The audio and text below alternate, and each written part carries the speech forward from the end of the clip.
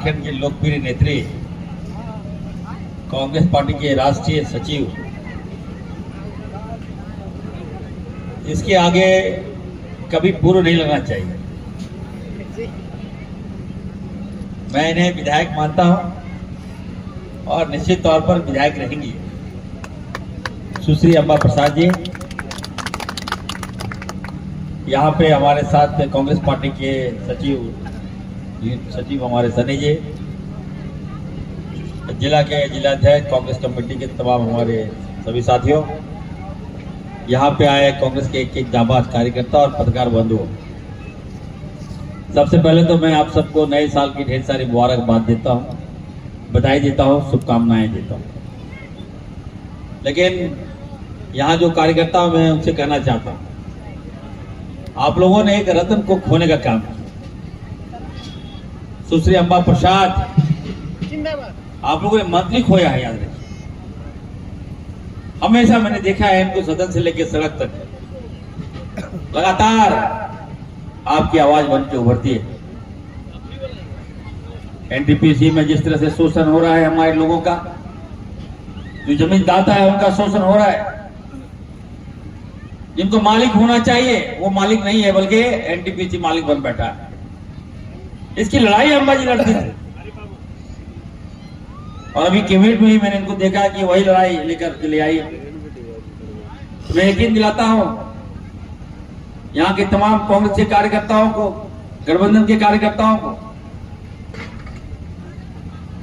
अम्बा प्रसाद अकेले नहीं है, इसके साथ इरफान अंसारी था, है और खड़ा रहेगा। याद रखिए,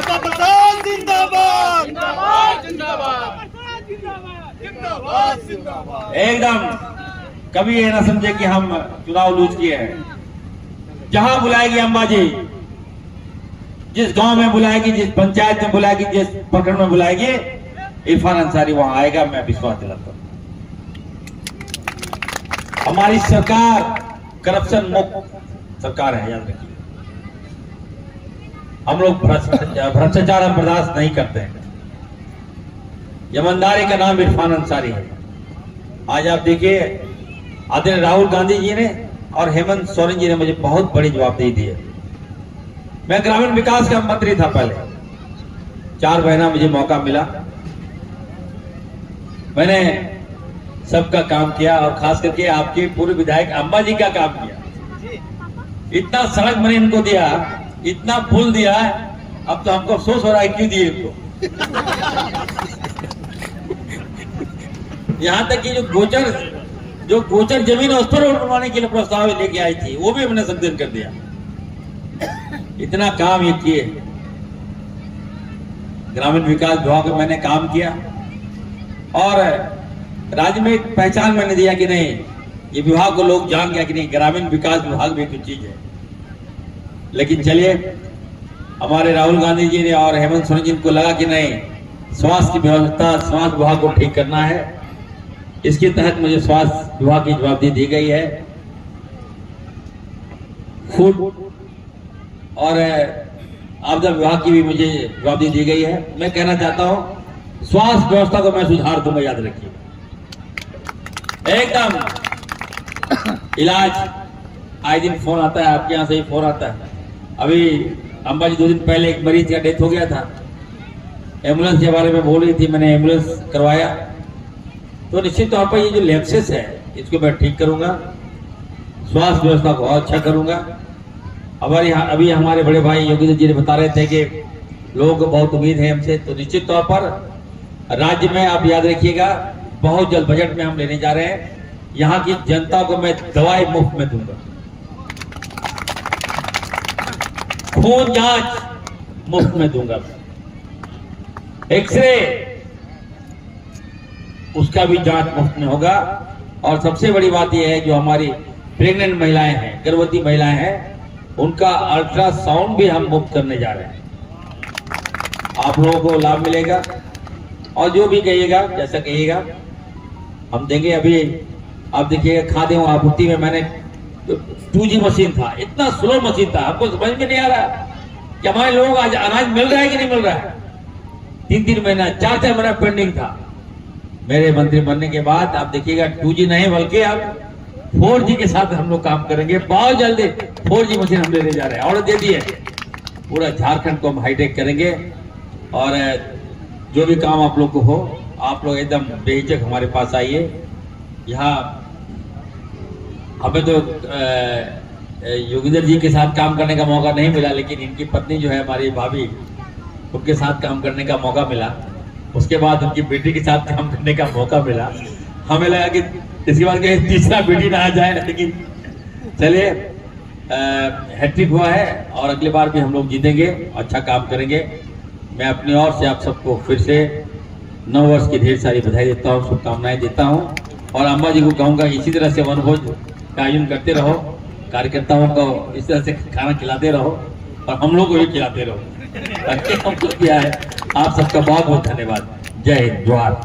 हाल हमने इन्होंने रिम्स का विजिट किए थे, जो कि हमने अखबार के माध्यम से और सोशल मीडिया के माध्यम से देखे थे। हम इनसे आग्रह करेंगे है कि रिम्स को ऐसा बनाएं कि हम लोग घुसे तो लगे कि हम एम्स घुस रहे हैं, क्योंकि अभी हम देखा कि हमने रिम्स बराबर मरीजों के लिए हम जाते रहते हैं, उसका जो टाइल्स है सब कबड़ गया है। पिछला मंत्री ने कहा किया नहीं किया, किसी छुपा हुआ नहीं है, फिर वो अलग बात है। लेकिन हमको इनसे जो उम्मीद है कि रिम्स को एम्स के जैसा एकदम लगना चाहिए, चकाचक, जो मरीज भी जाए तो आज घुसते घुसते आधा ठीक हो जाए।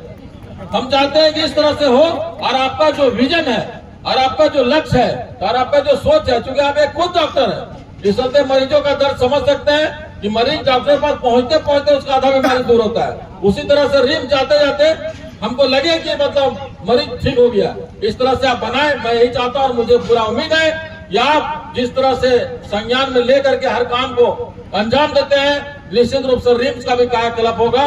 जल्दी टेंडर करवा के उसका कोई भी जिस करा करके आप किसी तरह से घुस रहा है, कि नाम आपका सुर्खियों में हमेशा रहे, मैं ये कहना चाहता हूँ। बहुत बहुत धन्यवाद।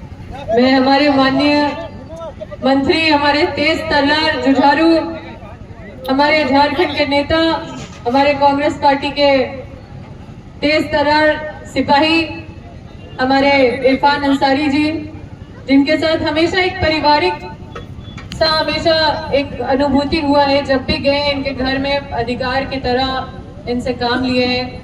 कभी भी इन्होंने नेता या मंत्री या विधायक की तरह कभी भी अपना उस तरह का स्वभाव नहीं रखा, चाहे जनता के बीच में जनता के साथ हो या फिर अपने विधायक साथी लोगों को हमेशा कोशिश की है कि जितना इनसे मदद हो सके हमेशा हम लोग का मदद किए। और जब ये मंत्री बने तो एक 4 महीना के लिए मंत्री बने, लेकिन उस 4 महीने में क्षेत्र में सही में जैसा कि मंत्री जी ने कहा कि ये बहुत काम अपने विभाग से हमारे क्षेत्र में उतारे हैं और इसमें कहीं कोई झूठ नहीं है।